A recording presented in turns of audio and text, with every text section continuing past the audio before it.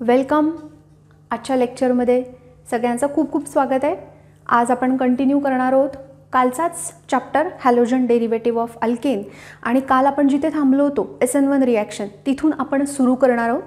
मी तुमचे सगळ्यांचे कमेंट्स वाचलेले आहेत आणि आज मी मोठं अक्षर काढणार आहे आणि मी ब्ल्यू कलरचा मार्करही माझ्याबरोबर ठेवलेला आहे. Thank you so much. तुम्ही असे सजेशन्स देत राहा, त्यावर नक्कीच काम केलं जाईल. थँक्यू. तर आता आपण परत मी तुम्हाला रिव्हिजन म्हणून परत एकदा आपण SN1 रिॲक्शनकडे जाऊया. मी थोडं फास्ट जाणार आहे आत्ता. तर SN1 रिॲक्शन म्हणजे सबस्टिट्यूशन न्यूक्लिओफिलिक युनिमॉलिक्युलर.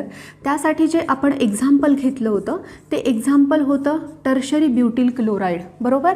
आणि त्याची रिॲक्शन आपण केली होती ॲक्वियस KOH बरोबर. आता याचा प्रॉडक्ट आपल्याला मिळतो टर्शरी ब्युटेनॉल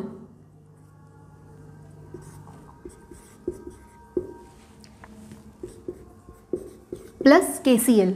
आता आपण याचं रेट इक्वेशन बघितलं होतं. Rate is directly proportional to concentration of tertiary butyl chloride only. आपण त्याचं काल रिझन बघितलं होतं. ते रिझन आपण एकदा परत बघूया. मेकॅनिझममध्ये आपण काय केलं होतं तर आपण टर्शरी ब्युटिल क्लोराईड ड्रॉ करून घेऊया आणि एकदा परत सगळी मेकॅनिझम बघूया.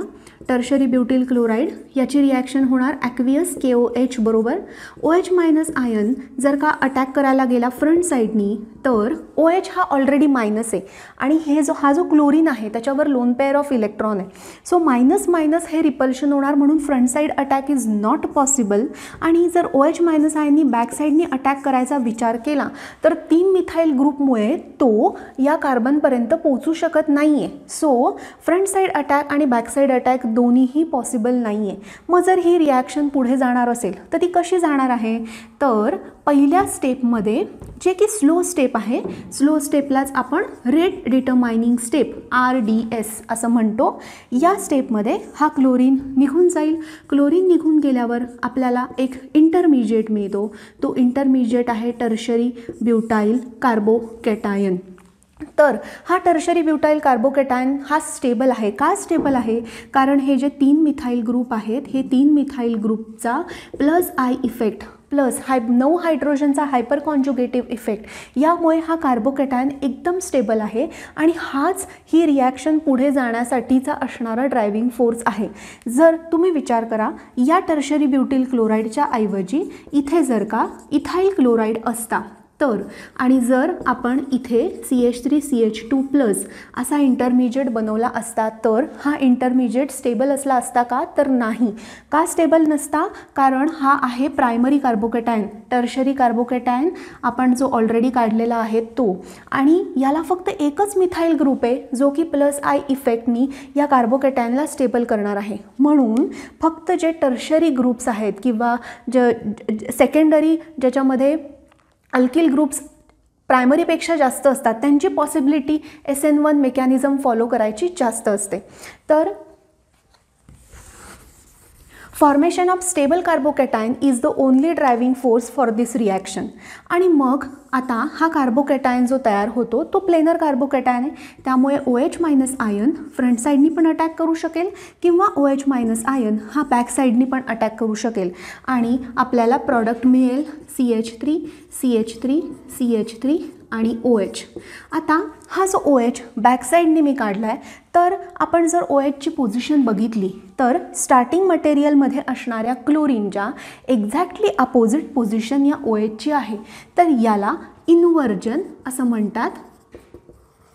आणि दुसरा जो प्रॉडक्ट फॉर्म होणार आहे जेव्हा फ्रंट साईडने अटॅक केला जातो तेव्हा OH मायनस आयन फ्रंट साईडने अटॅक करेल. ती पोझिशन म्हणजे जो प्रॉडक्ट आपण काढू त्या प्रॉडक्टमध्ये असणारी OHची पोझिशन ती एक्झॅक्टली क्लोरीनच्या पोझिशन सारखीच आहे म्हणून आपण त्याला म्हणणार आहोत रिटेन्शन. सो आपल्याला इन्व्हर्जन आणि रिटेन्शन असे इन्व्हर्जन असणारा आणि रिटेन्शन येणारा असे दोन्ही प्रॉडक्ट आपल्याला या SN1 रिॲक्शनमध्ये मिळतात. सो ही होतं SN1 रिॲक्शन. पण आता आपल्याला इन्व्हर्जन आणि रिटेन्शन हे नीट समजून घेण्यासाठी किंवा आपण हीच SN1 रिॲक्शन एखाद्या ऑप्टिकल ॲक्टिव्ह कंपाऊंडवरती करून बघूया. पण त्याआधी मला तुम्हाला ऑप्टिकल ॲक्टिव्हिटीबद्दल काही ज्या सिम्पल गोष्टी आहेत त्या मला तुम्हाला सांगायला आवडतील. तर पहिली जी कन्सेप्ट आहे ऑप्टिकल ॲक्टिव्हिटीची त्यामधला पहिला पॉईंट तो असा आहे की ऑर्डिनरी लाईट. तो ऑर्डिनरी लाईट म्हणजे काय, तर ज्या लाईटमध्ये सगळ्या वेवलेन्थ्स असतात आणि त्या डिफरंट प्लेनवरती व्हायब्रेट होतात perpendicular to the direction of propagation of light, त्याला आपण म्हणतो ऑर्डिनरी लाईट. तर ही झाली पहिली कन्सेप्ट की ऑर्डिनरी लाईट म्हणजे काय, तर डिफरंट वेवलेंथ आहेत आणि वेगवेगळ्या प्लेनवर त्या व्हायब्रेट होत आहेत. तर ही झाली ऑर्डिनरी लाईट. आता मी जर म्हटलं मोनोक्रोमॅटिक लाईट, तर मोनोक्रोमॅटिक लाईट म्हणजे काय, तर ज्याच्यामध्ये सिंगल वेवलेंथ आहे पण ती सिंगल वेवलेंथ असणारी लाईटसुद्धा डिफरंट प्लेनमध्ये व्हायब्रेट होत आहे आणि direction perpendicular to the direction of propagation of light. तर हे झाली मोनोक्रोमॅटिक लाईट. आणि त्यानंतर आपण बघणार आहोत प्लेन पोलराइज लाईट. तर प्लेन पोलराइज लाईट म्हणजे काय, तर ऑर्डिनरी लाईट, जसं मी तुम्हाला म्हटलं ऑर्डिनरी लाईट म्हणजे ज्यामध्ये जे काही लाईटचे रेज आहेत ते डिफरंट प्लेन्समध्ये व्हायब्रेट होत आहेत. जर आपण या लाईटला निकोल प्रिझममधून पास केलं, निकोल प्रिझममधून जर का पास केलं तर काय होतं, तर आपल्याला जी लाईट मिळते त्यामध्ये जे लाईटचे रेज असतात ते एकाच प्लेनमध्ये व्हायब्रेट होतात, त्याला आपण म्हणतो प्लेन पोलराइज लाईट. तर आता निकोल प्रिझम काय, तर निकोल प्रिझम म्हणजे कॅल्शियम कार्बोनेट कॅल्साईट पासून बनलेला हा निकोल प्रिझम असतो. हा क्वेश्चन MCQला विचारलेला आहे. सो हे पण साईड बाय साईड लक्षात असू द्या की ऑर्डिनरी लाईट जेव्हा निकोल प्रिझममधून पास करतो तेव्हा आपल्याला जे लाईटचे रेज मिळतात ते एकाच प्लेनमध्ये व्हायब्रेट होत असतात, त्याला आपण म्हणतो प्लेन पोलराइज लाईट. आता ही प्लेन पोलराइज लाईट जेव्हा आपण काही सबस्टन्सेसमधून पास करतो, काही सबस्टन्सेसच्या सोल्युशनमधून जेव्हा आपण पास करतो, आता समजा ही माझ्याकडे आहे प्लेन पोलराइज लाईट आणि माझ्याकडे एक सोल्युशन आहे. ते सोल्युशन आहे समजा लॅक्टिक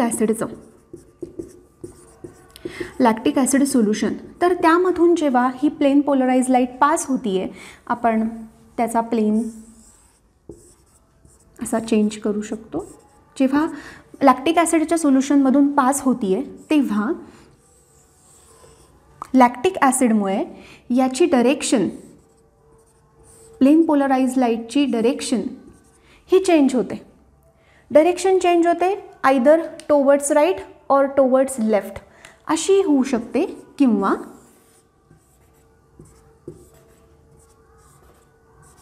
अशीही चेंज होऊ शकते, आयदर टुवर्ड्स राईट और टुवर्ड्स लेफ्ट.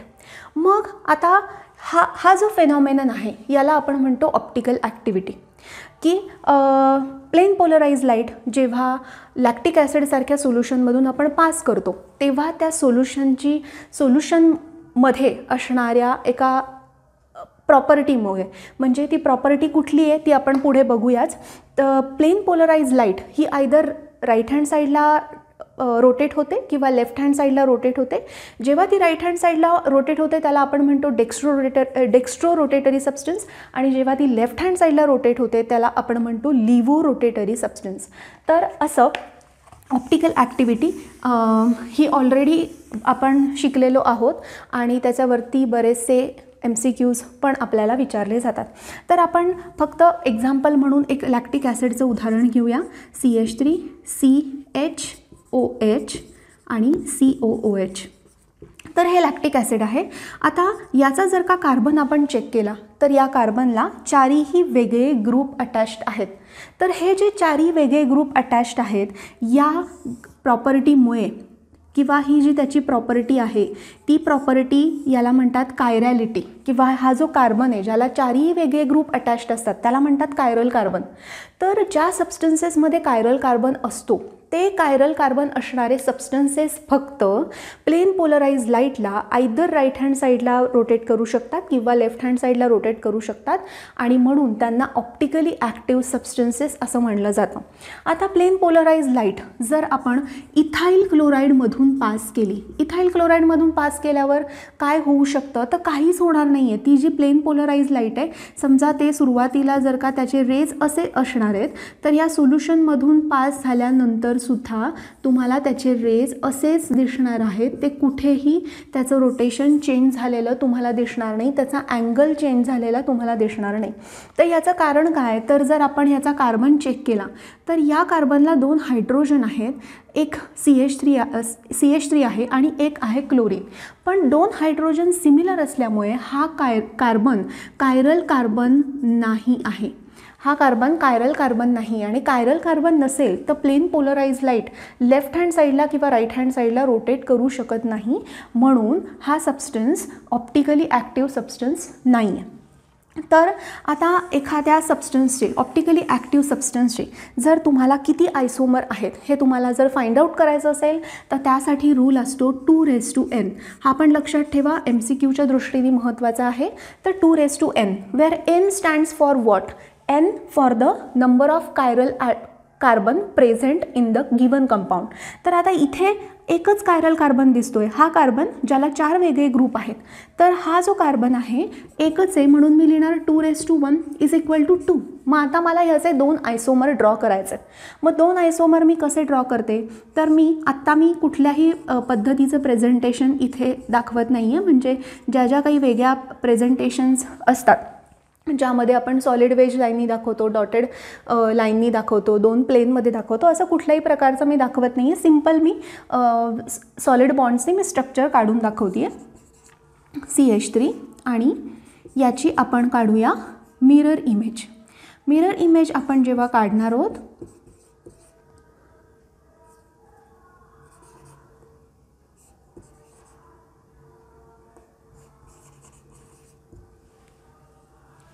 आता जर का आपण याची मिरर इमेज काढली आणि जर आपण चेक केलं, हा मॉलिक्यूल उचला आणि याच्यावरती ठेवा. याच्यावरती ठेवल्यावर आपल्याला लक्षात येतं की OH हा Hला मॅच होईल, हा H या OHला मॅच होईल. म्हणजे हे दोघं जणं सेम नसणार आहेत किंवा आपण त्यांना म्हणूया की हे दोघं जणं सुपर इम्पोजेबल नाही आहेत. आता आपले 2 हात जर आपण बघितले तर हे काय आहेत, mirror image of each other. आता मी हा हात उचलला आणि जर यावर ठेवला तर मॅच होत नाही, याला म्हणतात non super imposable mirror images of each other. तर असंच हे जे आहे त्याला म्हणायचं आहे non super imposable mirror image of each other, कारण हा त्यावर कम्प्लिटली आपण उचलून ठेवला असाच्या असा तर तो मॅच करत नाही. तर जेव्हा हे non super imposable mirror images आपण म्हणतो तर नॉन सुपर इम्पोजेबल मिरर इमेजेसलाच आपण इनॅन्शिओमर्स असं म्हणू शकतो.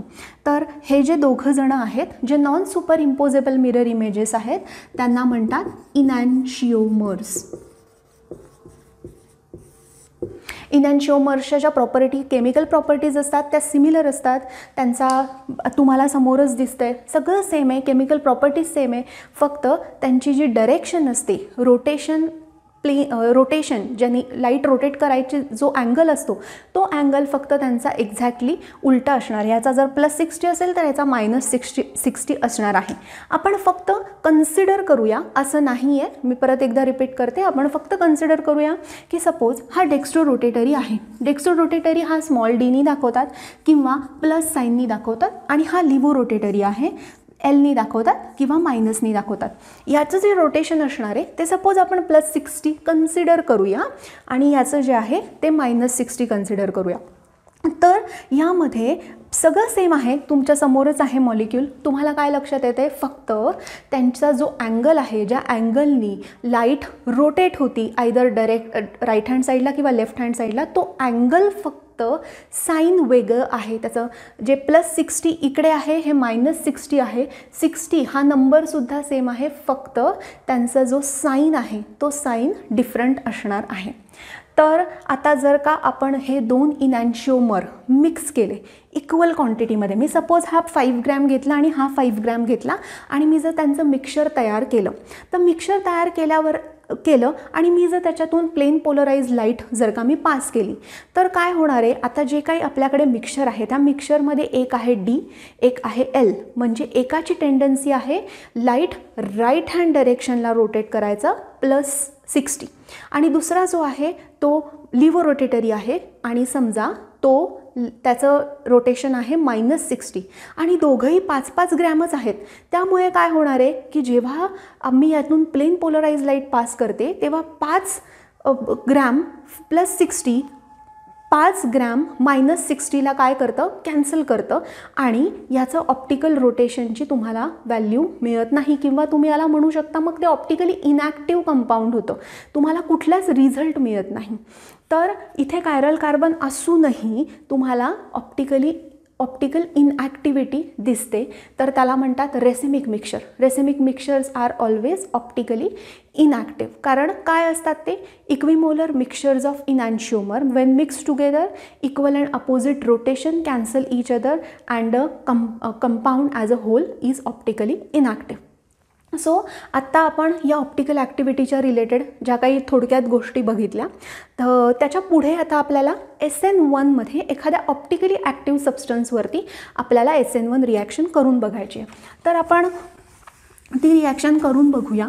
त्यासाठी मी एक ऑप्टिकली ॲक्टिव्ह कंपाऊंड ड्रॉ करते. समजा CH3C C2H5 C3H7 आणि Cl. आता जो मी कंपाऊंड तुमच्यासमोर ड्रॉ केलेला आहे तर तो आहे कायरल. का कायरल कार्बन आहे, कारण एकीकडे आहे इथाईल, एकीकडे आहे मिथाईल, एकीकडे आहे प्रोपाईल आणि एकीकडे आहे क्लोरीन. सो चारही वेगळे ग्रुप आहेत. हा आहे कायरल कार्बन. मग आता OH- आयन फ्रंट साईडने अटॅक करू शकत नाही, बॅक साईडने अटॅक करू शकत नाही. रिझन तुम्हाला माहिती आहेत, कालच आपण बघितले. मग काय होईल, क्लोरीन निघून जाणार. क्लोरीन निघून जाण्याचं कारण काय, कारण क्लोरीन निघून गेल्यावर जो फॉर्म होतो तो कार्बोकॅटायन आणि कार्बोकॅटायन हा स्टेबल आहे. मग आता मी इथे C2H5 लिहिलं आहे, इथे CH3 लिहिलं आहे, इथे C3H7 लिहिते आणि हा आहे कार्बोकॅटायन, प्लेनर कार्बोकॅटायन जो की स्टेबल आहे. आणि आता OH- आयन अटॅक करणारे प्लेनर असल्यामुळे दोन्ही साईडनी, आता दोन्ही साईडनी जेव्हा तो अटॅक करतो तेव्हा 50% आपल्याला काय मिळणार आहे, इन्व्हर्जन. का इन्व्हर्जन म्हणायचं, कारण ज्या साईडला क्लोरीन आहे त्याच्या एक्झॅक्टली अपोजिट साईडनी OH- आयन अटॅक करणार आहे. त्यामुळे OH जो काही येणार आहे त्याची जी पोझिशन असणार आहे OHची ती क्लोरीनच्या एक्झॅक्टली अपोजिट पोझिशन असणार आहे. म्हणून याला म्हणायचं इन्व्हर्जन ऑफ कॉन्फिगरेशन. ओके. आणि दुसरा आपण जो प्रॉडक्ट काढणार आहोत तो आहे retention of configuration. Retention of कॉन्फिगरेशनमध्ये काय होईल, तर ज्या ठिकाणी क्लोरीन होता तो क्लोरीन जाऊन तिथं OH- आयन अटॅक होणार आहे. मग इथे CH3 as it is me लिहिते, C3H7 आणि इथे मी OH लिहिते. सो आपण बघितलं, एक आपल्याला मिळाला इन्व्हर्जन आणि एक आपल्याला मिळाला आहे रिटेन्शन. आता एक इन्व्हर्जन आहे, एक रिटेन्शन आहे, एक डेक्स्ट्रो रोटेटरी आहे, एक लिव्हो रोटेटरी आहे असं कन्सिडर करा. म्हणजे काय झालं तर 50% इन्व्हर्जन 50% रिटेन्शन ते होणारे कॅन्सल आणि आपल्याला SN1चा प्रॉडक्ट काय मिळतो, रेसिमिक मिक्सचर म्हणजे ऑप्टिकली इनॲक्टिव्ह. तर MCQमध्ये आपल्याला अशा प्रकारचा प्रश्न विचारला जाऊ शकतो. तर आपल्याला विचारतात की हा एक कंपाऊंड आहे आणि त्याची SN1 रिॲक्शन झाली तर प्रॉडक्टची ऑप्टिकल ॲक्टिव्हिटी काय येईल. तर तुम्हाला फक्त एवढंच चेक करायचं आहे की तुमचा कंपाऊंडची कॅटेगरी कुठली आहे. कॅटेगरी म्हणजे तो टर्शरी आहे का प्रायमरी आहे. टर्शरी असेल तर SN1चे चान्सेस जास्त आणि नक्कीच तुम्हाला जो प्रॉडक्ट मिळणार आहे तो रेसिमिक मिक्सचर असणार आहे. आणि आता SN2मध्ये ऑप्टिकल ॲक्टिव्ह कंपाऊंड घेतला तर प्रॉडक्ट काय येतो तो आपण आता याच्या पुढच्या टॉपिकमध्ये बघणारच आहोत. तर इथे आपला SN1 जो टॉपिक आहे तो इथे मी संपवते. आता आपण सुरू करूया SN2.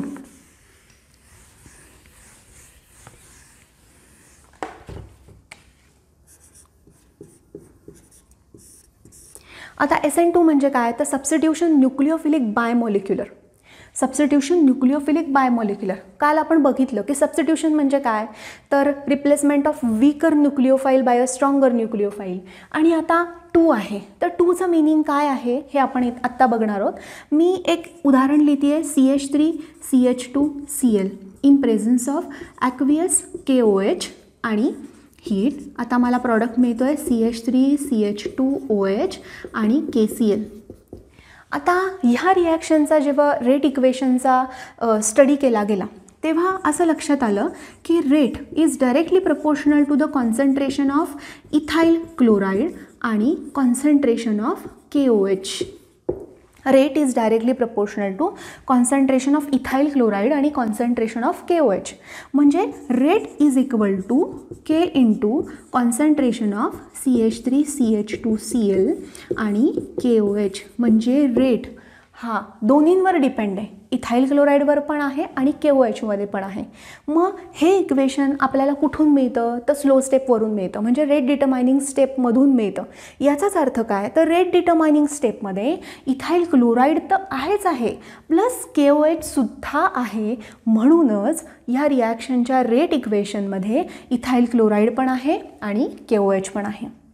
आता पुढे जाताना आपण मेकॅनिझम डायरेक्टली बघणार आहोत. इथे पण 1 इथे 1, सो ही जी मॉलिक्यूल आहे ही जी रिॲक्शन आहे याची ऑर्डर येणार आहे 2. तर आता आपण पुढे जाताना आता मेकॅनिझम बघूया.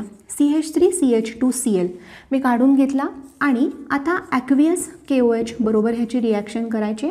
तर OH मायनस आयन आपल्याला माहिती आहे की फ्रंट साईडने अटॅक करायचा प्रयत्न करेल, पण आपल्याला जसं माहिती आहे की इथे लोन पेअर ऑफ इलेक्ट्रॉन्स आहेत, सो फ्रंट साईडने अटॅक होणं पॉसिबल नाही. याचा मायनस आणि याची लोन पेअर एकमेकांना रिपेल करेल, म्हणून इथे अप्रोचच शक्य नाही आहे. मग आता OH मायनस आयन काय करेल तर फ्रंट साईड अटॅक पॉसिबल नाही म्हटल्यावर तो काय चेक करतो की बॅकसाईड अटॅक पॉसिबल आहे का.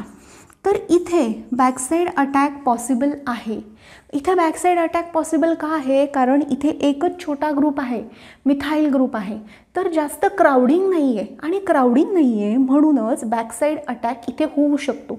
मग आता जेव्हा बॅकसाईडने OH मायनस आयन अटॅक करतो, ओके, आता हे पण आपल्याला लक्षात घ्यायला पाहिजे की जो न्यूक्लिओफाईल आहे त्या न्यूक्लिओफाईलची स्ट्रेंथ SN2 मेकॅनिझममध्ये ही स्ट्रॉंग असली पाहिजे. का स्ट्रॉंग असली पाहिजे कारण जोपर्यंत OH मायनस आयन अटॅक करत नाही तोपर्यंत क्लोरीन निघून जाऊ शकत नाही. सो क्लोरीन निघण्यासाठी OH मायनस आयननी अटॅक करणं गरजेचं असतं. हेच आठवा आपण जेव्हा SN1 बघितली, SN1मध्ये क्लोरीन ऑलरेडी निघून जातो आणि कार्बोकॅटायन बनलेला असतो. त्यामुळे न्यूक्लिओफाईलची जी स्ट्रेंथ आहे ती थोडी वीक असेल तरी चालते कारण फक्त कार्बोकॅटायनवर त्याला अटॅक करायचं आहे. त्यांनी अटॅक केल्यानंतर कुणी जाणार नाही आहे, ऑलरेडी निघून गेलेला असतो SN1मध्ये. SN2मध्ये मात्र OH मायनस आयननी अटॅक केल्यानंतरच क्लोरीन निघून जाणार आहे. सो याची स्ट्रेंथ ही जास्तच पाहिजे, हे लक्षात ठेवायचं. आपल्याला MCQमध्ये प्रश्न विचारू शकतात अशा अर्थाचा की तुम्हाला 4 न्यूक्लिओफाईल देतील आणि विचारतील की याची ऑर्डर लावा की SN2मध्ये याची ऑर्डर कशी असणार आहे. तर न्यूक्लिओफिलिसिटीची ऑर्डर कशी लावायची आपल्याला माहिती आहे की जेव्हा लोन पेअर आणि OH मायनस चार्ज यामध्ये आपल्याला चूज करायची वेळ येते स्ट्रेंथ, तेव्हा आपण मायनस चार्जला पहिला प्रेफरन्स द्यायचा आणि मग लोन पेअरला नंतरचा प्रेफरन्स द्यायचा. म्हणजे OH मायनस आयन आणि अमोनिया यामधली तुम्हाला जर न्यूक्लिओफिलिसिटीची ऑर्डर लावायची असेल तर OH मायनस आयनला पहिला प्रेफरन्स आणि अमोनियाला दुसरा प्रेफरन्स. कारण OH मायनस आहे, मायनस म्हणजे त्याच्याकडे इलेक्ट्रॉन आहे आणि अशी कंडिशन आहे की त्याला आता जाऊन अटॅक करायचाच आहे. Ammonia lone pair of electron अमोनियाकडे असते, त्याच्या एम्प्टी ऑर्बिटलमध्ये ती ठेवलेली आहे. सो इतकी घाई नाही आहे की ती लोन पेअर इमिजिएटली अटॅक करायला पाहिजे. सो ह्या गोष्टी तुम्हाला ऑर्डर लावताना लक्षात ठेवाव्या लागतील. तर OH मायनस आयननी अटॅक केला. आता ह्याची जी ट्रान्झिशन स्टेट आहे ही झाली स्लो स्टेप, ओके. आता ह्याची जी काही ट्रान्झिशन स्टेट आहे या ट्रान्झिशन स्टेटमध्ये काय होतं आहे तर हा जो कार्बन आहे या कार्बनला कोण आहे क्लोरीन, आणि क्लोरीन आता निघून जाणार आहे म्हणून मी तो कशाने दाखवते आहे डॉटेड लाईननी, ओके. आणि हा जो OH मायनस आयन आहे हा OH मायनस आयन पण अटॅक करतोय आणि बॉन्ड फॉर्म करतोय हळूहळू, म्हणून हा पण मी कशाने दाखवते आहे, डॉटेड लाईनने. आता काय राहिलं तर इथे 2 हायड्रोजन आहेत. ओके, सो मी इथे वरती CH3 लिहिते, हा एक हायड्रोजन खाली, एक दुसरा हायड्रोजन खाली. आता आपल्याला जी ट्रान्झिशन स्टेट मिळालेली आहे ती ट्रान्झिशन स्टेट आहे पेंटा कोऑर्डिनेटेड कार्बनची ट्रान्झिशन स्टेट. पण पेंटा कोऑर्डिनेटेड कार्बनला तर 4 बॉन्ड असतात आपल्याला माहिती आहे. मग ही पेंटा कोऑर्डिनेटेड कशी, तर OH मायनस आयन जेव्हा अटॅक करतो at the same time chlorine निघायला सुरुवात करतो. म्हणजेच काय तर simultaneous formation and the breaking of bond take place. So simultaneous formation आणि ब्रेकिंग होतं आहे. इथे मी चार्ज लिहिते आहे -½ डेल्टा -½ डेल्टा. -½ इथे का आलं, कारण की कुठलाच बॉन्ड कंप्लीट नाही आहे. म्हणजे आपण डॉटेड लाईननी दाखवलं याचाच अर्थ काय आहे की बॉन्ड फॉर्म होतोय आणि ब्रेक पण होतोय, सायमल्टेनियसली चालू आहे. आणि मग क्लोरीन निघून जाणार आणि आपल्याला जो काही इथे प्रॉडक्ट मिळतो तो प्रॉडक्ट आहे OH. आता हा जो OH आहे, या OHची पोझिशन आणि या क्लोरीनची पोझिशन जर तुम्ही बघितली तर क्लोरीन ज्या डायरेक्शनला आहे त्याच्या एक्झॅक्टली अपोजिट डायरेक्शनला OH आलेला आहे. त्याला आपण म्हणतो इन्व्हर्जन. ओके, सो SN2मध्ये आपल्याला काय मिळतं, इन्व्हर्जन. SN2मध्ये लक्षात ठेवण्यासारखं अजून काय आहे तर ही सिंगल स्टेप रिॲक्शन आहे. SN2 is a single step reaction. Slow स्टेपमध्ये रिॲक्टंट आणि रिएजंट दोघंही इन्वॉल्ड आहे आणि रिएजंटचा मेजर रोल आहे, कारण OH मायनस आयननी अटॅक केल्याशिवाय Cl हा निघून जाऊ शकत नाही. त्या सायमल्टेनियस ब्रेकिंग आणि simultaneous formation of bonds takes place, हे महत्त्वाचं आपल्याला इथे लक्षात ठेवायचे. पेंटा कोऑर्डिनेटेड याची ट्रान्झिशन स्टेट आहे आणि मग आपल्याला इन्व्हर्जन मिळतं. तर मी आत्ता स्ट्रेस दिलेले जे काही पॉईंट्स आहेत ते पॉईंट्स आपल्याला MCQसाठी सगळे लागणार आहेत. सो ही झाली आपली SN2 मेकॅनिझम, सबस्टिट्यूशन न्यूक्लिओफिलिक बायमॉलिक्युलर. आता आपण काय करूया, फक्त SN1 आणि SN2 थोडंसं डिफरन्स फॉर्ममध्ये एकदा बघूया. म्हणजे डिफरन्स बघितला की आपल्याला तो पॉईंट लक्षात ठेवायला सोपा जातो. तर डिफरन्स फॉर्ममध्ये मी तुमच्यासमोर SN2 आणि SN1 मांडते. काही इम्पॉर्टंट पॉईंट्स जे आहेत तेवढेच इम्पॉर्टंट पॉईंट्स आपण लक्षात ठेवू. तुम्ही हे पण छोट्या कुठेतरी चार्ट तयार करून ठेवला तर तुम्हाला सारखं वेगळं रिवाईज करायला लागणार नाही. पुस्तकं उघडून तुम्ही चार्टवरून लगेच रिवाईज करू शकता. तर मी इथे लिहिते आहे SN2 आणि इथे लिहिते आहे मी SN1. तर आता आपण इथे बघूया अल्किल हलाइड. ओके, तर अल्किल हलाइड कसं लागतं SN2मध्ये, तर प्रायमरी अल्किल हलाइडच्या रिॲक्शन एकदम फास्ट जाणार, मग सेकंडरी आणि मग टर्शरी. प्रायमरीच्या फास्ट का जाणार, कारण इथे सायमल्टेनियस ब्रेकिंग आणि फॉर्मेशन होतं, बॅकसाईड अटॅक होतो. बॅकसाईड अटॅक जर का होणार असेल तर सेकंडरी टर्शरीला खूपच जास्त प्रॉब्लेम येईल, कारण तिथे क्राउडिंग असतं. प्रायमरीला क्राउडिंग नसतं, त्याच्यामुळे primary reaction primary alkyl halide या SN2 रिॲक्शन एकदम फास्ट देतात. आता आपल्याला SN1ची ऑर्डर जर का लावायची असेल तर टर्शरी, सेकंडरी आणि मग प्रायमरी. आता ह्याचं रिझन काय आहे, टर्शरी हे फास्ट देणार.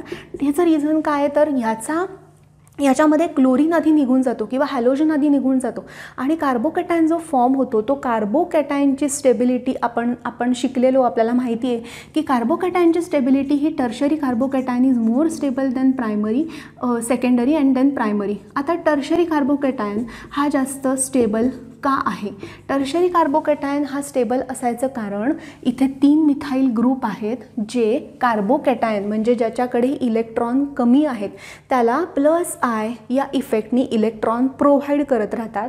प्लस आपण जर हायपर कॉन्जुगेटिंग स्ट्रक्चर काढले तर आपल्याला 9 हायपर कॉन्जुगेटिव्ह स्ट्रक्चर याचे ड्रॉ करता येतात. म्हणून आता जर आपण सेकंडरीचं पण एक उदाहरण बघूया.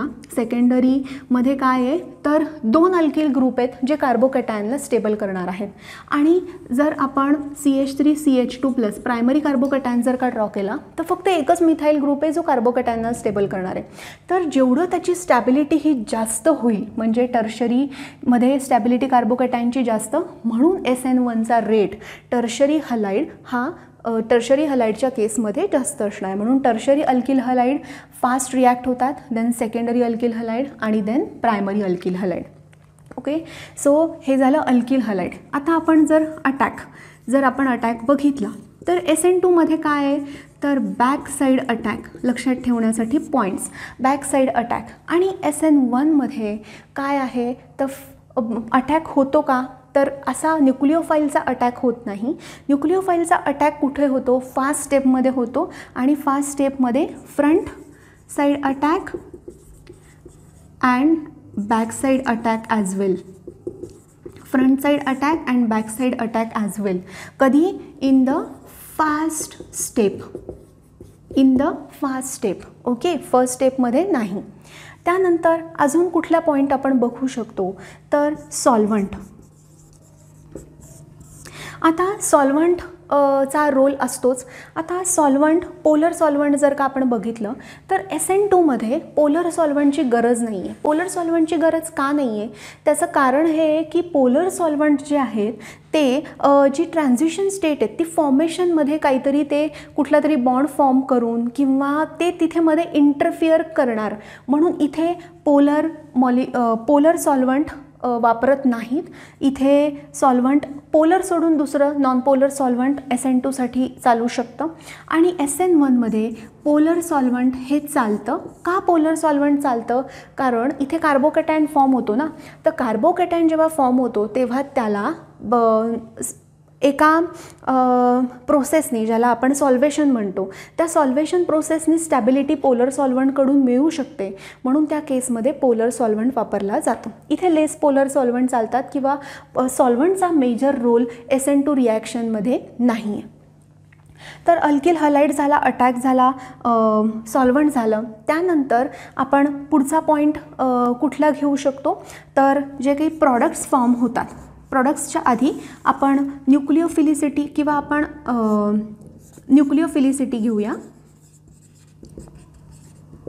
तर न्यूक्लिओफिलिसिटी SN2 मध्ये न्यूक्लिओफाईल कसे हवेत, स्ट्रॉंग न्यूक्लिओफाईल हवेत. याचं उदाहरण मी आत्ताच 5 मिनिटापूर्वी सांगितलं.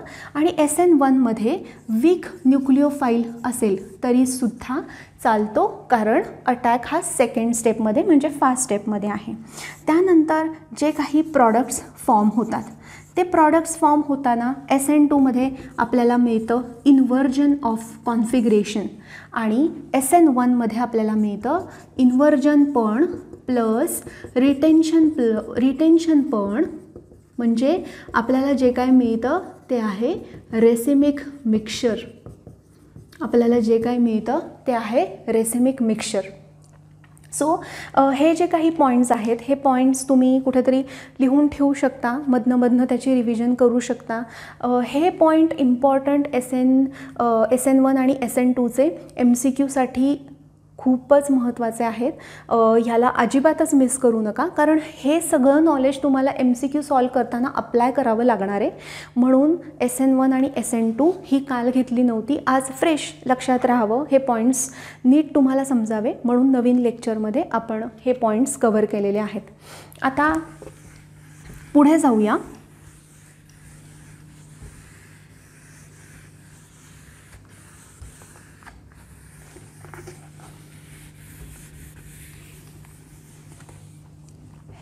आता पुढे जाताना आपला पुढचा जो टॉपिक आहे तो टॉपिक आहे अरिल हलाईड. पुढचा जो आपला टॉपिक आहे तो आहे aril halide. Okay, aril halide म्हणजे काय तर बेन्झीन रिंगचा जेव्हा एखादा हायड्रोजन आपण हॅलोजननी रिप्लेस करतो तेव्हा आपल्याला जे काही मिळतं त्याला आपण म्हणतो अरिल हलाईड.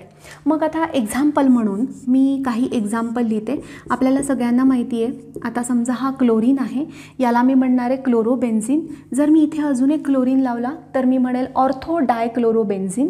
त्यानंतर आता समजा माझ्याकडे इथे क्लोरीन आहे आणि इथे क्लोरीन आहे, तर मी याला म्हणेल मेटा डायक्लोरोबेन्झीन. आणि जर का माझ्याकडे दोन्ही क्लोरीन एकमेकांच्या पॅरा पोझिशनला आहेत तर याला मी म्हणेल पॅरा डायक्लोरोबेन्झीन. तर आता अरिल हलाईड आणि अल्किल हलाईड यामध्ये फरक काय आहे तो आपण एकदा बघूया आणि मग पुढे जाऊया. अरिल हलाईडमध्ये मला असं वाटतं की मी डिफरन्स फॉर्ममध्ये जर का लिहिलं तर ते तुम्हाला लक्षात राहायला जास्त सोपं जाईल. इथे मी लिहिते अल्किल हलाइड आणि मी इथे लिहिते aryl halide. Okay, alkyl halide RX आणि अरिल हलाइड बेन्झीन रिंग आणि त्याला हॅलोजन. ओके, तर आता जेव्हा मी RX म्हणते तेव्हा हॅलोजन हा या कार्बनला अटॅच्ड आहे आणि हा कार्बन कुठला आहे तर हा कार्बन आहे sp3 हायब्रिडाइज्ड. हा कार्बन आहे sp3 हायब्रिडाइज्ड. आता इथे हॅलोजन ज्या कार्बनला अटॅच्ड आहे तो कार्बन आहे sp2 हायब्रिडाइज्ड. ओके, आता अल्किल हलाइडमध्ये काय आहे तर अल्किल हलाइडमध्ये सिंगल बॉन्ड आहे बिटवीन कार्बन आणि हॅलोजन, सिंगल बॉन्ड आहे. मग आता अरिल हलाइडमध्ये काय तर आपण अरिल हलाइडचं एखादं स्ट्रक्चर काढून बघूया. मी इथे क्लोरीन काढला आहे, क्लोरीनवरच्या लोन पेअर आहेत. आता जर आपण या स्ट्रक्चरकडे नीट बघितलं तर आपल्याला लक्षात येईल lone pair as good as double bond असं आपण कन्सिडर करूया. Double bond single bond, double bond single bond, double bond single bond, double bond single bond. इथे आहे कॉन्जुगेशन. आणि जेव्हा ही लोन पेअर कॉन्जुगेशनमध्ये आहे तर कॉन्जुगेशनमध्ये असल्यावर ती तिच्या जागेवरच थांबत नाही, ती त्या कॉन्जुगेशनमध्ये किंवा ते इलेक्ट्रॉन ट्रान्सफर प्रोसेसमध्ये ती पार्टिसिपेट होणार. मग आता मी याचे रेझोनन्स स्ट्रक्चर ड्रॉ करते. रेझोनन्स स्ट्रक्चर ड्रॉ करते त्यामध्ये तुम्हाला काय लक्षात येते ते मला तुम्ही तुमच्याकडे आन्सर तयार ठेवा.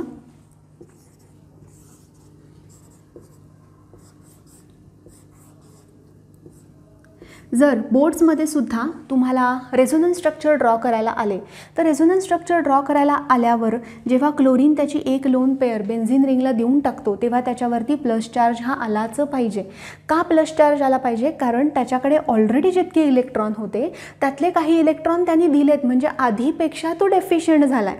काहींना असं वाटतं की ऑलरेडी जर त्याच्याकडे लोन पेअर आहेत तर प्लस चार्ज का लिहायचा, पण त्याच्याकडे जेवढे इलेक्ट्रॉन इनिशियली होते त्यातले त्यांनी इलेक्ट्रॉन दिले ना म्हणजे आधी जे होतं त्यापेक्षा कमी झाले म्हणून त्यावर येणार आहे प्लस चार्ज. तर ह्या गोष्टी तुम्ही स्ट्रक्चर ड्रॉ करताना कायम लक्षात ठेवायच्या आहेत.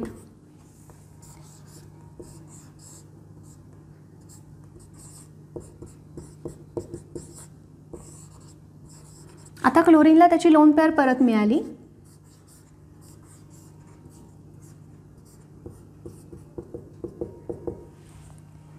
आता आपण बघितलं अल्किल हलाइडमध्ये सिंगल बॉन्ड आहे आणि अरिल हलाइडमध्ये जर आपण बघितलं तर कार्बन आणि हॅलोजनमध्ये काय आहे तर डबल बॉन्ड.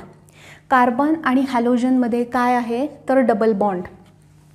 आता अजून एक महत्त्वाचा डिफरन्स जो आपल्याला लक्षात ठेवायचा आहे, इथे सिंगल बॉन्ड कॅरेक्टर आहे आणि इथे आहे double bond character.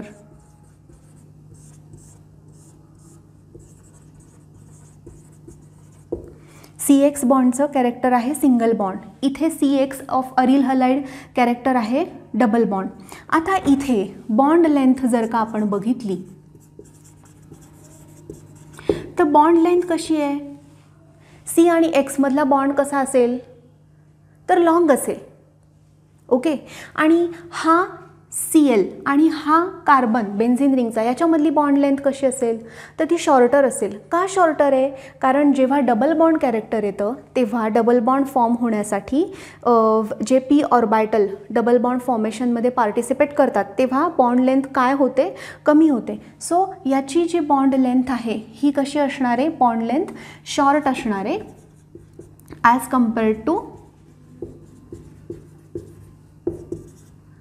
CX of alkyl halide आणि ही कशी असणार आहे लॉंग ॲज कम्पेअर्ड टू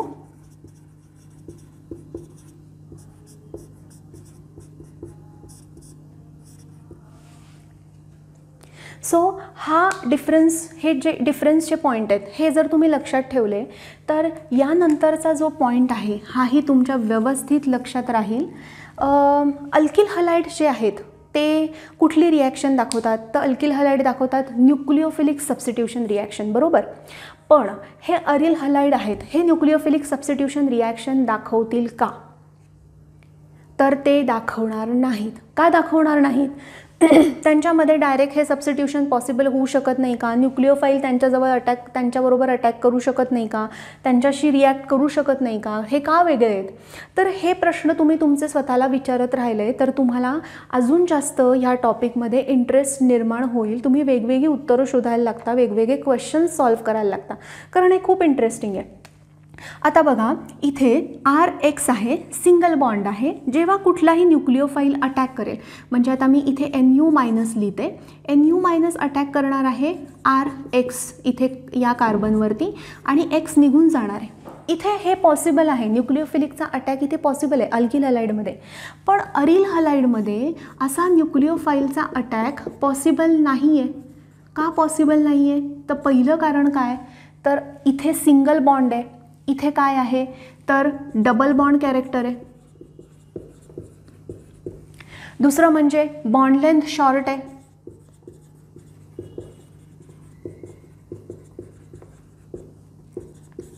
तिसरं कारण काय आहे तर OH- आयन हा बॅकसाईडनी सुद्धा अटॅक करूच शकत नाही. म्हणजे डबल बॉन्ड कॅरेक्टर आहे, त्यामुळे पहिली गोष्ट म्हणजे न्यूक्लिओफिलिक अटॅक आपण नाही करू शकत, हे इथेच फिक्स होतं. पण तरीही जर आपण म्हणायचं झालं की OH- आयन बॅकसाईडनी अटॅक का नाही करत, तर बॅकसाईडला ही बेन्झिन रिंग असणार आहे. हा तुम्ही रोटेट करून लिहा, बेन्झिन रिंग असणार आहे. बेन्झिन रिंग म्हणजे ऑलरेडी 6 इलेक्ट्रॉन आहेत, मायनस आहे आणि OH- आयन मायनस काय होणार आहे, रिपल्शन. सो बॅकसाईडनी पण तो अटॅक करू शकत नाही. फ्रंट साईडनी जर का अटॅक करायला गेला तर हॅलोजनची लोन पेअर आहेच आहे तिला रिपेल करायला, आणि जरी त्यांनी अटॅक करायचा प्रयत्न केला तरी बेन्झिन रिंग आणि तो हॅलोजन यांच्यामध्ये असणारे double bond character. So nucleophilic attack possible नाही आहे, न्यूक्लिओफिलिक सबस्टिट्यूशन पॉसिबल नाही आहे. आणि जर तरीही तुम्हाला करायचं असेल तर तुम्हाला हाय टेम्परेचर आणि हाय प्रेशरची मदत घ्यावी लागते. जर हाय टेम्परेचर आणि हाय प्रेशरची मदत घेतली ना तर ही रिॲक्शन जाते. पण जेव्हा आपण एखादी रिॲक्शन पर्पजफुली घालवतो, आपल्याला प्रॉडक्ट हवा आहे, पर्पजफुली काही करून मला रिॲक्शन ती हवीच आहे, मग मी टेम्परेचर वाढवते, मी प्रेशर अप्लाय करते, तर ती रिॲक्शन जाते. पण त्याचं जे यील्ड असतं, म्हणजे जो बाय प्रोडक्ट, म्हणजे जो प्रॉडक्ट आपल्याला मिळतो, तो प्रॉडक्ट तेवढा त्याची क्वांटिटी आपल्या हातामध्ये येत नाही. तर आत्ता हे तुमच्यासमोर अल्किल हलाइड आणि अरिल हलाइडमधला डिफरन्स मी ठेवलेला आहे. एकदा परत आपण बघूया. Alkyl halide RX single bond sp3 hybridised कार्बनला हॅलोजन अटॅच्ड आहे. अरिल हलाइडमध्ये हा जो हॅलोजन आहे तो बेन्झिन रिंगला अटॅच्ड आहे, ज्याचा कार्बन sp2 हायब्रिडाइज्ड आहे. इथे सिंगल बॉन्ड आहे, इथे डबल बॉन्ड कॅरेक्टर आहे. डबल बॉन्ड कॅरेक्टर काय आहे, कारण lone pair of halogen is always involved in the conjugation with benzene ring. Okay. त्यानंतर न्यूक्लिओफिलिक अटॅक, बॅक साईडनी अटॅक पॉसिबल आहे, फ्रंट साईडनी अटॅक पॉसिबल आहे. In case of alkyl halide nucleophilic attack हा possible आहे. पण in case of aryl halide nucleophilic अटॅकच पॉसिबल नाही आहे. का? कारण की एक तर न्यूक्लिओफिलिक अटॅक होण्यासाठी तिथे सिंगल बॉन्ड नाही, तिथे डबल बॉन्ड कॅरेक्टर आहे, बॉन्ड शॉर्ट आहे. आणि दुसरं अजून बघायचं झालं तर फ्रंट साईडने अटॅक होऊ शकत नाही, रिपल्शन होईल. बॅक साईडने बेन्झिन रिंग आहे, तिथे रिपल्शन होईल. सो फ्रंट बॅक कुठल्याच साईडचा अटॅक पॉसिबल नाही आहे. सो असं आपण आत्ता डिफरन्स बघितलेला आहे, काय अल्किल हलाइड आणि अरिल हलाइडमध्ये काय बेसिक डिफरन्स आहे. आता पुढचा पॉईंट आपण बघूया.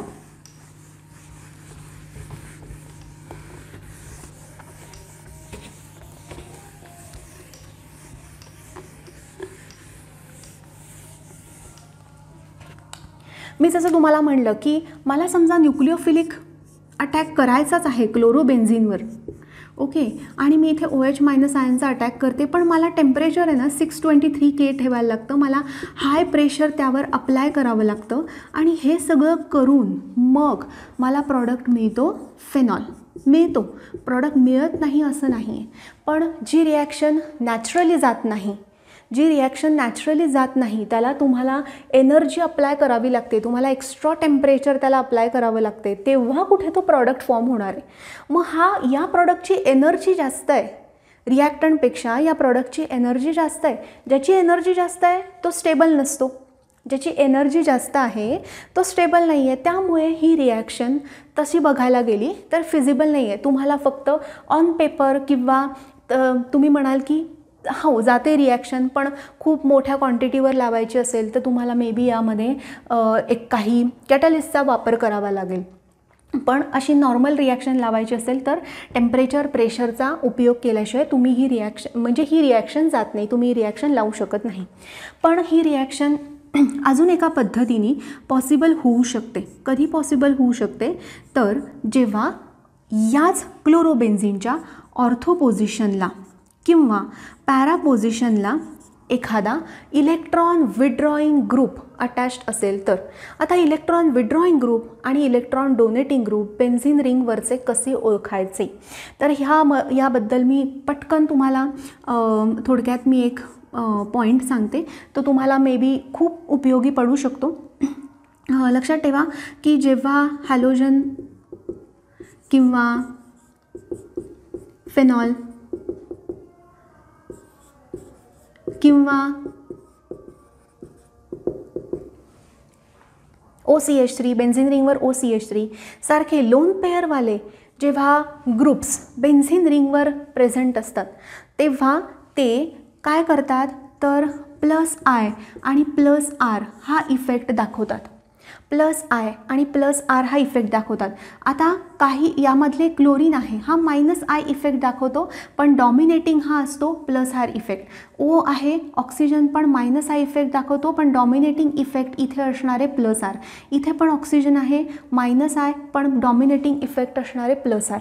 पण जर बेन्झीन रिंगवरती एखादा असा कंपाऊंड असेल ज्यामध्ये त्या ग्रुपला डायरेक्टली डबल बॉन्ड अटॅच्ड आहे, तर डबल बॉन्डवाले ग्रुप जर का बेन्झीन रिंगवर अटॅच्ड असतील तर ते -R इफेक्ट दाखवतात. इथे नायट्रो आहे -I पण इफेक्ट तो दाखवतो. तर कसं ओळखायचं, जर बेन्झीन रिंगवरती लोन पेअरवाले ग्रुप असतील तर ते +R इफेक्ट दाखवतात, आणि जर बेन्झीन रिंगवरती असा एखादा ग्रुप आहे ज्याच्यामध्ये डबल बॉन्ड आहे तर तो -R इफेक्ट दाखवतो. इलेक्ट्रोफिलिक सबस्टिट्यूशन रिॲक्शनमध्ये मी एकदा हे परत रिवाइज करते. तर आता समजा आपण ह्या कंपाऊंडवरती OH- आयनचा अटॅक केला. हे काय चालू होतं मी एकदा परत सांगते. तर न्यूक्लिओफिलिक अटॅक या कंपाऊंडवर पॉसिबल आहे, किंवा न्यूक्लिओफिलिक अटॅक किंवा न्यूक्लिओफिलिक सबस्टिट्यूशन अरिल हलाइडमध्ये पॉसिबल आहे. कधी, जेव्हा ऑर्थो आणि पॅरा पोझिशनला इलेक्ट्रॉन विड्रॉईंग ग्रुप अटॅच्ड असेल. तर काय उपयोग होत असेल इलेक्ट्रॉन विड्रॉईंगचा, तर मी तुम्हाला रेझोनन्स स्ट्रक्चरनी इथे ड्रॉ करून दाखवते. तर OH- आयन इथे अटॅक करणार आहे. OH- आयननी इथे अटॅक केल्यानंतर या कार्बनला अजून इलेक्ट्रॉन मिळत आहेत, त्यामुळे एक्झिस्टिंग जे इलेक्ट्रॉन आहेत ते या कार्बनवर ॲज अ मायनस चार्ज म्हणून येतील. मग मी इथे मायनस केलं आहे NO2.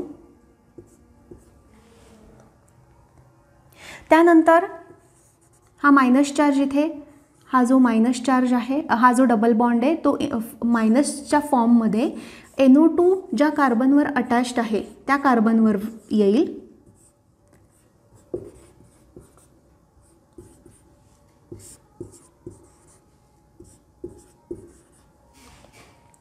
आता हा जो मायनस चार्ज आहे हा minus charge double bond form करेल, आणि हा जो डबल बॉन्ड आहे तो मायनस फॉर्म करेल.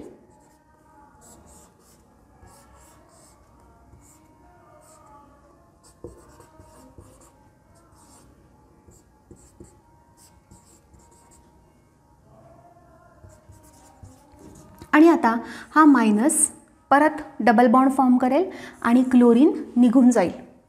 तर हा NO2 लावल्यामुळे नेमकं काय झालं, तर OH- आयन जेव्हा क्लोरीन अटॅच्ड असलेल्या कार्बनवर अटॅक करतो तेव्हा OH कडे पण मायनस आहे, तो इलेक्ट्रॉन देतोय त्या बेन्झीन रिंगला. पण जर कंडिशन तुम्ही बघितली तर बेन्झीन रिंगकडे ऑलरेडी इलेक्ट्रॉन आहेत, म्हणजे इलेक्ट्रॉन असलेल्या ठिकाणीच तुम्ही इलेक्ट्रॉन पाठवताय. ते काही म्हणजे जिथे जी गोष्ट आहे तिथे तीच तुम्ही देताय, तर ते व्यवस्थित पुढे काम करणार नाही. जिथे एखादी गोष्ट नाही आहे आणि जर ती प्रोव्हाइड केली तर तिचा योग्य वापर होऊ शकतो. जसं आपल्याला माहिती आहे की एखाद्या माणसाकडे एखादी गोष्ट नाही आहे आणि जर ती आपण त्याला दिली तर काय होईल, त्याचा योग्य वापर होईल. पण एखाद्या माणसाकडे तुम्हाला जी गोष्ट द्यायची आहे ती मुबलक प्रमाणात ऑलरेडी उपलब्ध आहे, तर मग काय होईल की तुम्ही दिलेली गोष्ट आहे त्याचा काही उपयोग तेवढा केला जाणार नाही. इथे पण तसंच आहे. बेन्झीन रिंगकडे ऑलरेडी इलेक्ट्रॉन आहे, इलेक्ट्रॉन ऑलरेडी आहे आणि तुम्ही इथूनही इलेक्ट्रॉन पाठवताय. त्यामुळे ही रिॲक्शन जर घालवायची असेल, म्हणजे ही रिॲक्शनचा प्रॉडक्ट तुम्हाला हवाच असेल, तर तुम्हाला हाय एनर्जीचा वापर करावा लागतो. पण इथे जेव्हा तुम्ही NO2 लावताना तेव्हा काय होतं की हे NO2 आहेत इलेक्ट्रॉन विड्रॉईंग, स्वतःकडे इलेक्ट्रॉन खेचून घेणारे. तर हा जेव्हा मायनस चार्ज इथे अटॅक करणार, OH मायनस आयन इथे अटॅक करणार आहे, हा जेव्हा मायनस होतो, हा मायनस होतो, तो मायनस चार्ज काय केला जातो, स्टॅबिलाइज केला जातो. NO2 स्वतःकडे होल्ड करून ठेवू शकतो. ही जी वाढलेली इलेक्ट्रॉन डेन्सिटी आहे बेन्झीन रिंगवरती, ती वाढलेली इलेक्ट्रॉन डेन्सिटी स्टॅबिलाइज NO2 मुळे होते. त्यामुळे सिस्टीम अनबॅलन्स होत नाही, ती बॅलन्स राहते. तर मायनस चार्ज बॅलन्स करायला हे NO2 आलेत आणि मग क्लोरीन निघून जातो आणि मग तुम्हाला OH ग्रुप मिळतो. तर ही जी रिॲक्शन आहे तुम्ही बघितलं 623 K टेम्परेचर किंवा हाय प्रेशरला जाते. आणि जर मी असाच एक कंपाऊंड इथे काढला तुमच्यासमोर आणि जर का मी तुम्हाला त्याचा प्रॉडक्ट लिहून दाखवला आणि रिॲक्शन कंडिशन सांगितल्या, तर तुमच्या लक्षात येईल की केवढा फरक पडतो नायट्रो ग्रुप लावल्यामुळे. ही रिॲक्शन जाण्यासाठी फक्त वॉर्म वॉटर सफिशियंट आहे. ही रिॲक्शन जाण्यासाठी वॉर्म वॉटर सफिशियंट आहे, यूज करणं सफिशियंट आहे. म्हणजे बघा, तर 3 NO2 जर आपण जॉईन केले ऑर्थो आणि पॅरा पोझिशनला, तर ही रिॲक्शन इझिली जाते. आणि जर NO2 ग्रुप नसेल तर तुम्हाला हाय टेम्परेचर हाय प्रेशरचा उपयोग करावा लागतो. सो हे झालं nucleophilic substitution of aryl halide. आपण बघितलं की अरिल हलाइडचं न्यूक्लिओफिलिक सबस्टिट्यूशन पहिली गोष्ट तो होत नाही, कारण डबल बॉन्ड कॅरेक्टर असतं. आणि जर का आपल्याला न्यूक्लिओफिलिक सबस्टिट्यूशन करायचं आहे तर हाय टेम्परेचर हाय प्रेशरचा वापर करून आपण प्रॉडक्ट आणू शकतो. पण त्या रिॲक्शन चा प्रॉडक्ट मिळवण्यासाठी तुम्हाला एनर्जी बाहेरून अप्लाय करावी लागते. आणि जर आपल्याला नॉर्मली किंवा नॅचरली ह्या रिॲक्शन घडवून आणायच्या असतील तर काय करतो, तर आपण ऑर्थो आणि पॅरा पोझिशनला नायट्रो ग्रुप, इलेक्ट्रॉन विड्रॉईंग ग्रुप जर अटॅच केला तर ह्या रिॲक्शन एकदम नॉर्मल जातात. रिॲक्शन नॉर्मल जातात म्हणजे तुम्हाला फाय टेम्परेचर प्रेशर अप्लाय करावं लागत नाही.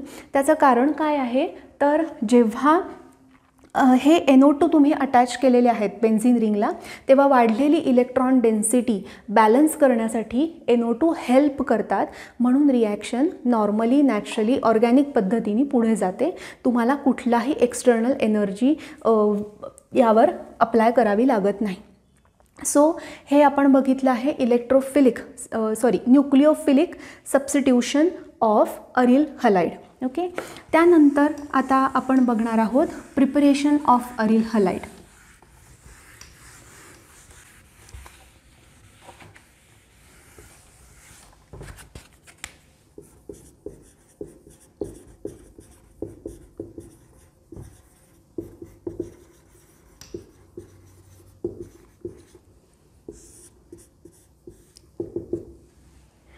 Preparation of aryl halide. आता प्रिपरेशन ऑफ अरिल हलाइडमध्ये 2 मेथडनी आपण अरिल हलाइड प्रिपेअर करू शकतो. ठीक आहे, तर एक मेथड तुम्हाला माहितीच आहे, सगळ्यांना माहिती आहे, कारण आपण अरोमॅटिक कंपाऊंड या 11च्या चॅप्टरमध्ये ही रिॲक्शन शिकलेलो आहोत.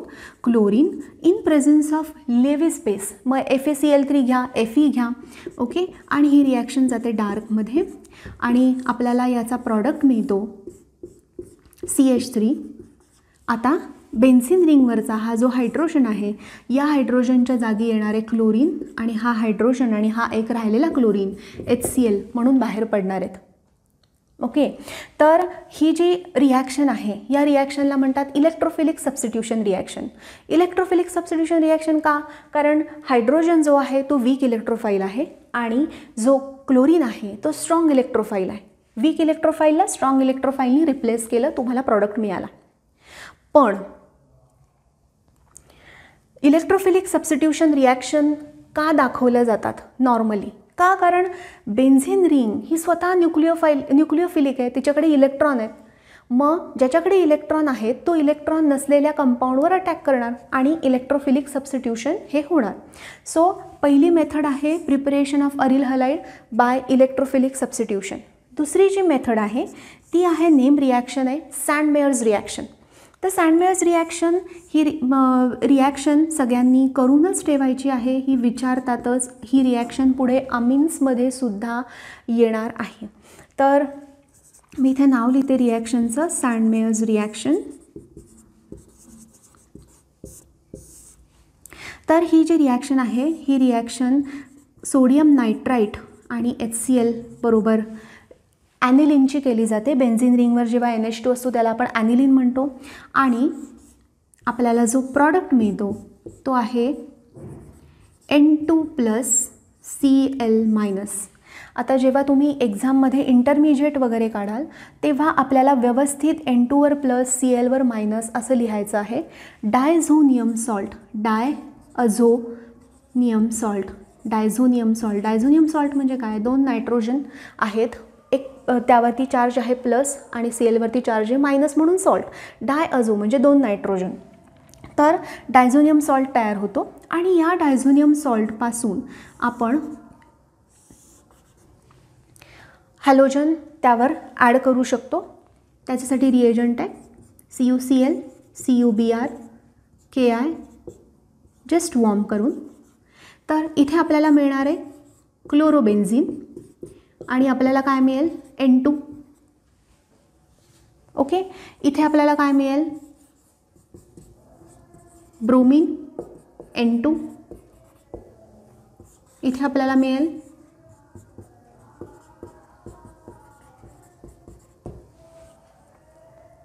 सो ही आहे सँडमेयर्स रिॲक्शन. CuCl, CuBr आणि Ki वापरून आपण क्लोरो, ब्रोमो आणि आयडो बेन्झीन बनवू शकतो. तर हे झालं प्रिपरेशन ऑफ अरिल हलाइड. टोलिनवरती आधी आपण इलेक्ट्रोफिलिक सबस्टिट्यूशन केलं. तर आता मी इथे ऑर्थो प्रॉडक्ट लिहिलं आहे. आपण इथे प्लस पॅरा प्रॉडक्टसुद्धा लिहितो कारण इलेक्ट्रोफिलिक सबस्टिट्यूशन हे जेव्हा मिथाइल ग्रुप असेल तेव्हा ऑर्थोवर पण होतं आणि पॅरावर सुद्धा होतं. फक्त आता रिॲक्शन तुम्हाला बॅलन्स करावी लागेल. ही रिॲक्शन तुम्हाला बॅलन्स करावी लागेल. ही मी रिॲक्शन बॅलन्स केलेली नाही आहे, पण मी फक्त दाखवलं आहे की आपल्याला ऑर्थोक्लोरोटोल्विन आणि पॅराक्लोरोटोल्विन हे दोन्हीही प्रोडक्ट्स मिळतात. दुसरी जी रिॲक्शन आहे ती आपण बघितली सँडमेयर्स रिॲक्शन. सँडमेयर्स रिॲक्शन म्हणजे काय? तर ॲनिलिन आणि सोडियम नायट्राईट आणि HCl याच्यापासून जे तयार होतं, काय तयार होत असेल? Nitrous acid HNO2 nitrous acid तयार होतं. 0 डिग्री सेल्सियसला ही रिॲक्शन होते. डायझोनियम सॉल्ट हा तयार होतो. हा डायझोनियम सॉल्ट CuCl बरोबर रिॲक्शन केली तर तुम्हाला क्लोरोबेन्झीन, CuBr बरोबर रिॲक्शन केली तर ब्रोमोबेन्झीन आणि Ki आणि जेंटल हीटिंग केलं तर तुम्हाला मिळतं आयडोबेन्झीन. तर अशा ह्या 2 मेथड आहेत प्रिपरेशन ऑफ अरिल हलाइडच्या. ओके, सो आत्ता हा जो सिक्वेन्स आहे हा सिक्वेन्स आत्ता याही लेक्चरमध्ये माझ्याकडून सिक्वेन्स थोडासा चेंज झालेला आहे, पण जशा जशा गोष्टी आठवतात त्या लिंक होऊन तसं ते सांगितलं जातं. पण पुढच्या चॅप्टरपासून मी लक्षात ठेवेल की तुम्हाला पुस्तकामध्ये जशा सिक्वेन्सने दिले त्याच सिक्वेन्सने मी तुम्हाला शिकवेल. तर आत्तापर्यंत आपण अरिल हलाइडचं प्रिपरेशनपर्यंत शिकलेलो आहोत. आता अरिल हलाइडच्या रिॲक्शन्स आपल्या राहिलेल्या आहेत त्या आपण उद्याच्या लेक्चरमध्ये घेणार आहोत. रिॲक्शन्स ऑफ अरिल हलाइड आणि अजून काही बेसिक गोष्टी आहेत ज्या MCQमध्ये फार इम्पॉर्टंट आहेत. त्या सगळ्या ज्या गोष्टी आहेत किंवा ते सगळे जे पॉईंट्स आहेत पूर्ण चॅप्टरमधले ते मी उद्याच्या लेक्चरमध्ये एक्सप्लेन करणार आहे. सो आत्ता आपण इथे थांबूया आणि आज जो शिकवलेला पूर्ण पार्ट आहे तो सगळा पार्ट तुम्ही एकदा घरी रिवाईज करा, म्हणजे उद्याच्या लेक्चरला कनेक्ट होताना तुम्हाला रिव्हिजन तुमची ऑलरेडी झालेली असेल आणि आपण MCQ एकदम फास्ट सॉल्व्ह करू शकू. तर उद्या भेटूया. Thank you so much for your cooperation.